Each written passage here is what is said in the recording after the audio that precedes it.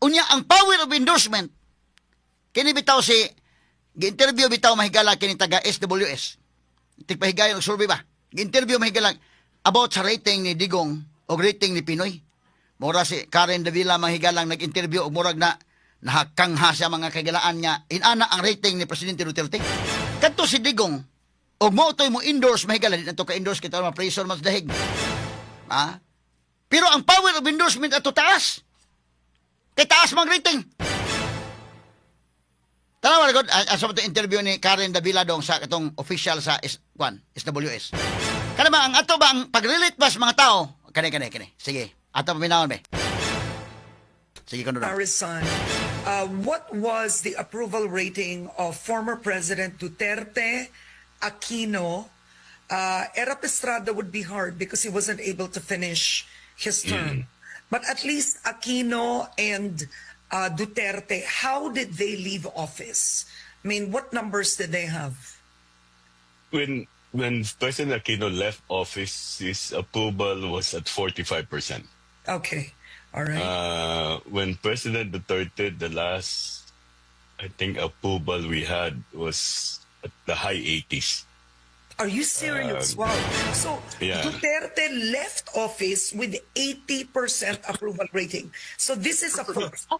Is that correct, Professor? I mean, Cory Aquino, FBR, nobody had those numbers. We don't have the Cory and the FBR approval ratings because at the time we were not yet established. Yeah. So, but I think we can check that with the social weather stations, the longest standing survey organization.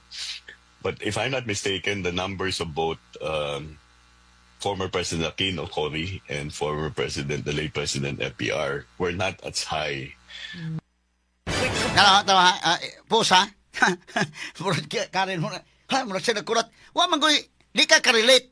Magtuman ka sa mga gusto, kini mga naminaw na to ba? Magtuman sa lang pagtuog yun. Nga mga di yun. Wa ko tos Duterte. Magtuman sa yung gusto, okay rin ninyo. Pero kami, nakarelate mo na eh. Nga na magkarelate ta kay, kita may ningadto sa mga pobre yun. Kita man ningadto sa masa. Labi na ito mahigilang radyo ni agad ang mga problema sa mga kabos. Di kita kayo makarelate.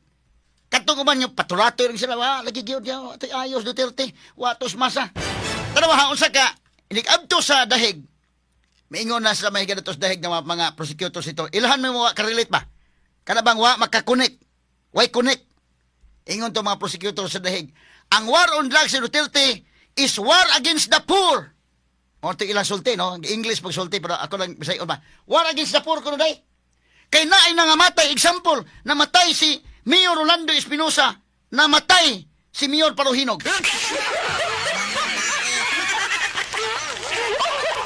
War against the poor. Ang example nga namatay si Paruhinog o ang mayor mga si Paruhinog o si Mayor Espinosa. Kaya ako lang ang agi katawa-katawa. Ano mo kito mga prosecutors ito sa ICC wa karelit. Wa makakonek ba? So katong mga tao nga ato sa respetaran ang ilang opinion kay demokrasya man ta. Nama sa ilang uling opinion. Ilang opinion mahigala nga kwan paturato gyud sa pagtuog gyud nga wa gito.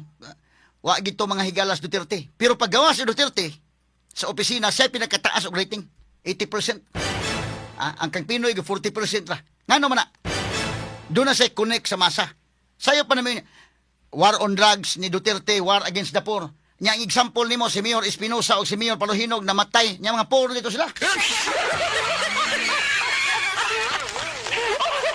Kana ako lang nang giagi kato katawa ha. Pero mo example dito sa dahig. Wala kay ko ka-discuss tong dahig kay na-absent ko to panahon na.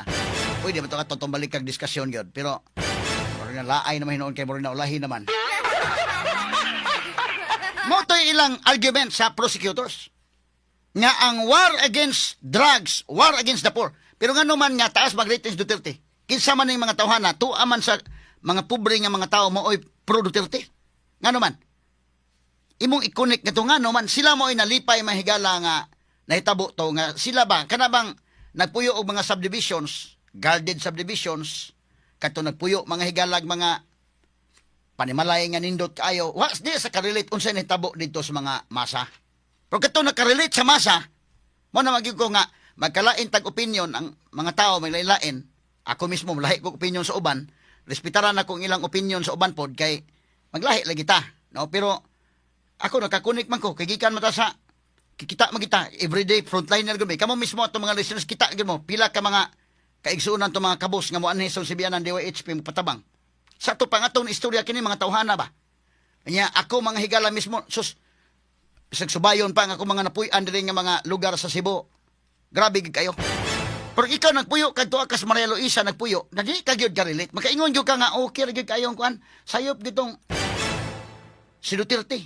Pero dili ang mga kabos tanawal ko limang ka na karon no. Og mag-eleksyon mo daog man sara. Nganong inana man? Ha? Sumuni karong interview ni Karen Davila, sos Karen Davila may nakurat. Hamo na rating Duterte? Mao. Pagdayon biya ang Duterte sa opisina, taas kay rating. Muna ang power of endorsement taas. Nakinis bongbong. May lang makabawi sa bongbong karon. Negative na yung iya. Gikan sa negative 5, karon ni Asinso gamay kan negative 3 na lang. Pero negative gyapon. Huna-hunaon ni Linis makadaghan na kumusugot ba siya nga i-endorse ang bongbong? Huna-hunaon ni makadaghan kay basi makadaot niya ka namang endorsement. Tara balik ka to interview ni Kwandong. Interview ni Karen dong sa presidente sa Pulse Asia mga higala bebe. Ato balikan. Kani. Sige. Katunga ka-relate ato lang sila mahigalang resbitaran, no? Kay kini gud ang atong opinion. Depende mo guni, tungod ba guni sa atong experience, no? Para nako ba tungod sa experience, subitan ang uban naay ganahan ni Father Flavi. Gusto na Father Flavi maayo kayo na napoy ganahan ni Father Shano Obod. Pero para sa pari ha, ngano nga nagkalahi mga opinion tungod sa lain-lain nga experience. Kini Father Obod mang higalang ngilngig kini experience. Manager na nagbangko mga kagalaan pero na pare ni. Pero grabe ang kaagi ni day siya man maoy kana na ang tiganha sa prisuhan bitaw. Iya man ang under na prisuhan siya direktor sa una no nga siya moy tigmisa diha sa iwang tigkuan din ha. Muna nga ngiyang experience sabot sa basa. Sige aktual. Kita mo mga humili ni Father Obod nga kuan kayo kanang practical ba? Relatable gyud tao. Di bitaw pareha nang uban maghumili nga layo ba? Pareha kuan lang. Pero Father Obod ni humili na igo gyud. Kana bang inato ba nga pagkaistorya? May ba ani mo? Wala. Og moingon ka mahigalag kuan tungod na sa experience, tungod sa imong nakita. Kay man kag pabrightan na, may ka-bright man sa Father Obod. Ha? Manager ko ng bangko. Kinis Father Flavi, ako pong inyon nga bright sa ni, kadafak na pare ka. Pero ang experience ba lahi-lahi? Lahi-lahi ang naagian. Mao ka na nga, medyo, CPA ko na si Father Obod. No? Bangker ni. So, kuan ni, pero nga nung lahi man yung opinion. Nga ni, dapat kay Bishop gani nga, uyon po siya Duterte. Nga naman, tungod lahi ang niyang nakita. Lahi nga anggol ba? Nakita niya. So katungod ba nung paturatoy po inyo po na. Pero kanyo, taga-Pulse Asia mismo. Research President Ronald Holmes. Pag-interview yun siya nga, taas gito Duterte. Karen mahigala murag, nakurat siya. Courtesy sa ANC ni akong gi-play nga video ha. Courtesy sa ANC. Paminaw to balik dong. Comparison, what was the approval rating of former President Duterte, Aquino? Erap Estrada would be hard because he wasn't able to finish his term. But at least Aquino and Duterte, how did they leave office? I mean, what numbers did they have? When President Aquino left office, his approval was at 45%. Okay. All right. When President Duterte, the last, I think, approval we had was at the high 80s. Are you serious? Wow. So yeah. Duterte left office with 80% approval rating. So this is a first. Is that correct, Professor? I mean, Cory Aquino, FBR, nobody have those numbers. We don't have the Cory and the FBR approval ratings because at the time we were not yet established. Yeah. So, but press gamay dong. Post gamay dong. Mura si Karen may ganun nakulatan sa mo dili siguro gusto answer nga yung mga dunggan. Pero mo man kamaturan. Mo may kamaturan dili man na mahigala imo inyo niya sa trolls. Habay trolls nga kaklaro ana. Ang midterm election mahigala nagmatuod nga klaro kana dili na trolls. Straight to the point. Now atong balik-balikan mga kagalaan. So, kini ni ang endorsement ni Pinoy, napiktaran yun, ang prueba anak nga napiktaran ang endorsement ni Pinoy, mao si Manuhas. Nga iyang gi-endorse, wa mahalin. Ha? Wa mahalin. Nganong wa man mahalin? Kay, saon taman mga higala nga ang nag-endorse doon na may iubos man ang rating. Sumuna nga in the part ni Leni Robredo, iyang huna-hunaon og Mayo, ituboy iyang kamot mahigala ni Marcos, okay ba siya or dili? Kay ang pagtuboy niya sa kamot niya ni Marcos, malagmit, makatabang ba niya or dili, mo na dakong question. Kanang may kagkwarta, makatabang yun. Kwarta mahigala, kay doon na may kwartang administration. Makinaryas, makatabang yun. Pero ang mga tao lahi man, kay kini mga higalang eleksyon tibok nasod, medyo doon ay kalainan. Medyo doon ay kalainan. So, mo na tanahon pag maayo ni Leni Robredo, kay kining pagpamutang ron na mga tarpulin, klaro naman na, nga, sa baday ko na si Leni o si Dison, Leni Robredo, sa to, Leni Robredo, integridad, aprobado. Vince Dison, lideratong may aksyon. Kini, float-float na ni Presidente and Vice Presidente. Leni for President, Vince for Vice President. Angang, manong namutang o tarpulin niya, angang, mag-interesado sa Leni Mudagag, Mayor ni Cebu.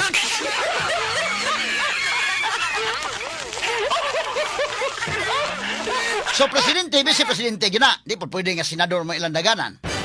Kini palutaw-lutaw na gini nga sila maoy kandidato sa administrasyon sa ila na unyang paghugpong sa administrasyon o sa oposisyon. Although doon na pa na mga changes, no? Napa na mga changes o si Vince bagig kaha maoy dayon og kuan din ha, o kinsa ba? Kay si Tulfo, murag ingon mas Tulfo dahil nga di isa mo dayon. Kay lain mahigalang palutaw-lutaw nga ngan ang kan Tulfo, og ang lain pang gilutaw nga ngan ang kang Lacson nga pwede po nga sa Lacson may sponsoran. Mo siguro ni nga ang medyo lahi ning investigasyon daga ni Lacson ron kay doon na mga pasalig ani. Ang problema kung dili sa makakuha rating, dili mo kagat ang mga tao ni Lacson, dili man pud mo sponsor ang admin day. Mas mo sponsor pang admin nili ni. Kaya lang kuyawan ani magud kumudaog si Sara gukod man gani sa mga malita kay kwartas malita.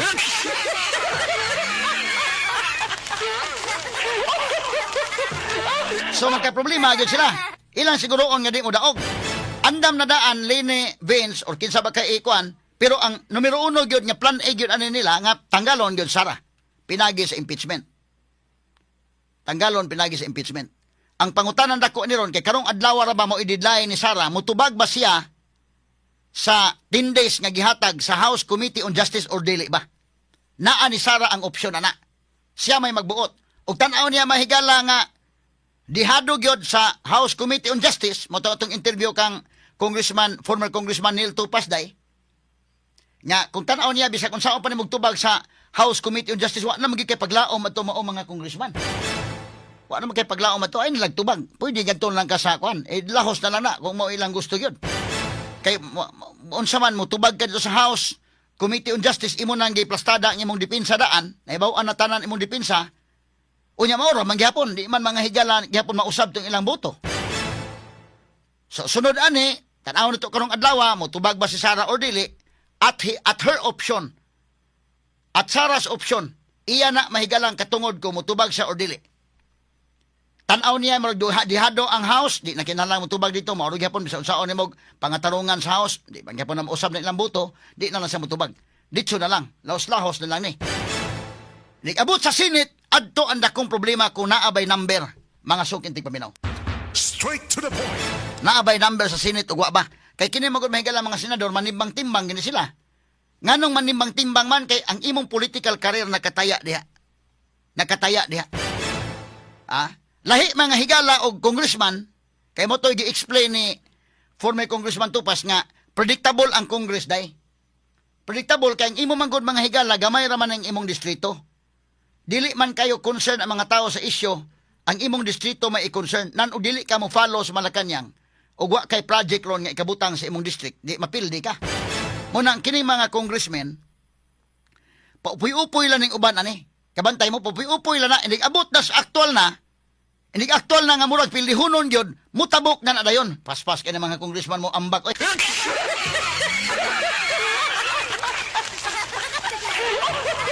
Abandon ship na yun. Pero while naapa si Marcos diya sa Malacanang, ongoing pa di pagit ka mo ambak kay ang imo manggod ana. Number 1 ang project. Number 2, gukuron ka. Gukuron ka tamas ginhawa. Mo ni tabo kining kang Pambari 4 ron. Kini si Pambari 4 ang may tabo ini mga kaigalaan, wa kay project, kung supak-supak kay kaduha, pwede kang matangtang. Muna hunaw-naon ni pa mga higalag, magsupak-supak siya ron sa admin. So may tabo ron, upoy-upoy kagyod. Unya na ka mo desisyon, nag-actual na nga eleksyon na. Bisag naman congressman may tabo. Nga naman, kanalandaan may higalang gikiha si Pam og nag-uniform sa SWAT og kontra sang Marcos. Tikal bong siyang rimulya sa ombudsman day. Pwede Pambari 4 may kadi, kaabot Pam og December.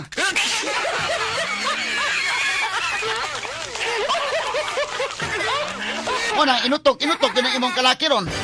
Mo ni mga congressmen, kabantay mo, ako na interview sa congressman Tupas nga upoy-upoy ka gyud. Kay di ka mag-upoy-upoy wa kay project. Number 2, delikado pag ikaw gukuron. Ha? Unya ila rabatanan ang ombudsman ila, di apod mga higala ang DILG ila. Nausao man nimo na. Di ka kaabot, may di ka may kaabot kag December og maohona, kalit lang kag do na kay administrative case karon. Og matangtang ka diha, naapod mga higala daghang politiko nga malipay, ha? So mo nang imo ganun timang-timangon, mo ni kini mga congressmen, predictable kayo. Mo na akong tan-aw ni Sara, malagmit di ni motubag sa House Committee on Justice dekin, malagmit ha, malagmit. Kitanaw niya, mao naman gyapon kumutubag ko sa House Committee on Justice, dili naman mausab ng inyong boto. Di na mausab. Kay under the bunal man sila. Nya kini mga congressmen may kala marukoy ni, may kini mo kabantay mo sabi si Ace Barber gani mga kagilaan, Ace Barbers. Panahon nga Duterte mo naa pa diha, may kay mo dag sip-sip. Mingon pa may kala maayos Duterte, angay pa kining atong dugangan ang iyang termino. Karon Marcos na may naglingkod, si Barbers grabe nakabunal mahigala. Ngano man, ikaw congressman, nakasabot kas dynamics ba? Nga ang congressman mahigal malatusan kas Malacanang delikado kayo. Ang senador lahi man kay mag-concern man ka sa isyu. Ang congressman concern ka sa imong project nga di ka matagaan sa Malacanang, ikaduha delikado gukuron ka sikwati ka dihan dapita. Mo ni mga higalay mga posibilidad nga malagmit si Sara wa say chance diri sa lower house. Predictable ang lower house. Ang sa Senate mo dili predictable. Kay ikaw senador manimbang-timbang mga kakitibok Pilipinas may mabutan nimo. Manimbang ka na napita. So, kinini ang tanawno na mahigala, kinini ang mga congressmen. Kabantay mo, kining congressmen, Marcos ni sila. Inigabot sa panahon mahigala nga medyo dihado, ambak ni, abandon ship ni. Ang kusog kay ng example na ko ninyo, ang kusog kay mudag ambak. Mao na political butterfly. Kana mismo mga remulya, paspas pa ka na stirana mga ambak.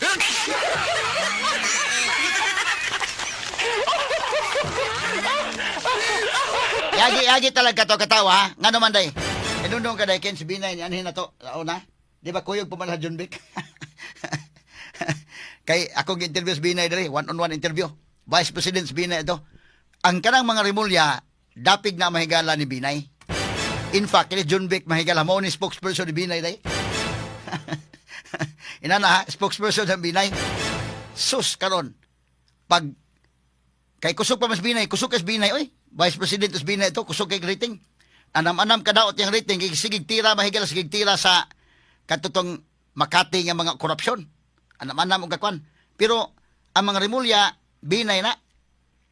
So pag kuha na karon, pag sige ng campaign, Binay na. Pag-campaign. Pag tunga-tunga, in fact, katong debate sa Cebu, day, ako usama ko sa mga panelist at pag-debate. Kaya nag-partner naman may ang Arimen o ang TV5. At that time, day, napa si John Blake ato panahon na, day. Pag tanaw, may kala Duterte, kusog naman yun kayo. Surging naman yun. Si Sus Ginoo ko. Kalit lang niya mahigalang gibiyaan si Binay. Abandon ship mahigalas John Blake. Uy, sila si Kwan. Sila si John Blake o kini si Crispy.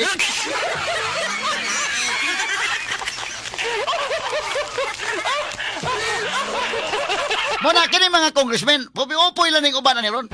Tinura na hindi ka pirma lang ta kay bidam daot tagtang pirma. Malatusan ka sa Malacanang, delikado kayo. Pero tanaw nila ng eleksyon na nga purag hapit na niya murag pilihon na abandon ship.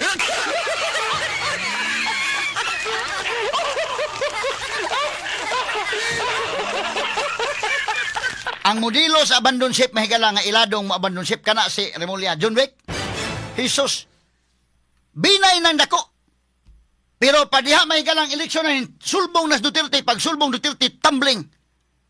Diya ka kayo mayong dag tumbling John Wick.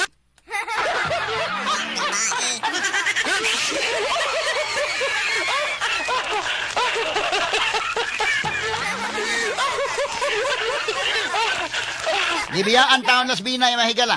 Si Binay taon day murag kahilakon taon Binay day.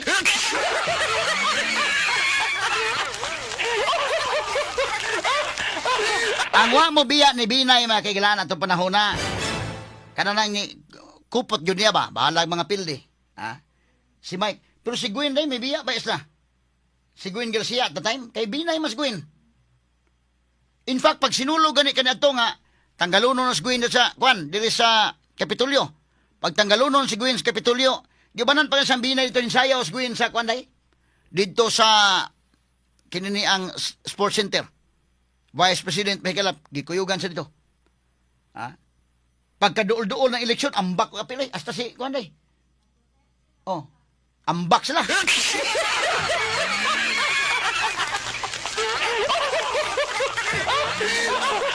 Diya ka makaingon, kini si Remulla, John Wick, takusuga bulayat.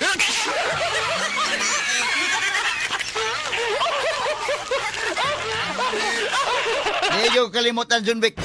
Ngano di ko kalimot anak nga perti man ng Binaya, Siya pa mag-spokesperson ni Binay. Pero pag tanaw niya Binay, pinlihuno na mag-is Binay. Tanaw wa na gyud, wa na gipaglaom sa Binay. Nadaot ko to mahigala, nakadaot ato kan Australianis sad gibumbahan lang mga Binay ba. Kini Australianis daghanan nga daot Australianis. Kanilang kang sarawa sa kay kadot.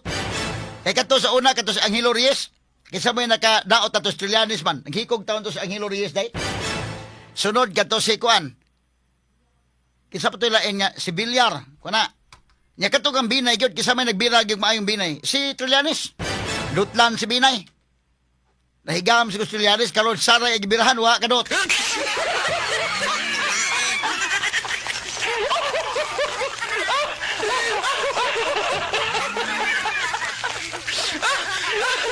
Na ato lang ni agi katawa makigalan, kay tanaw ko kini mga politiko. Kuan na sila. Kana na ang inaros pagkakaroon lang sa nga medyo mo na kuan sa pagkakaroon. Okay pa sila pero actually inabot na sa panahon pas tiranan ni mangambak ni kasamang kay.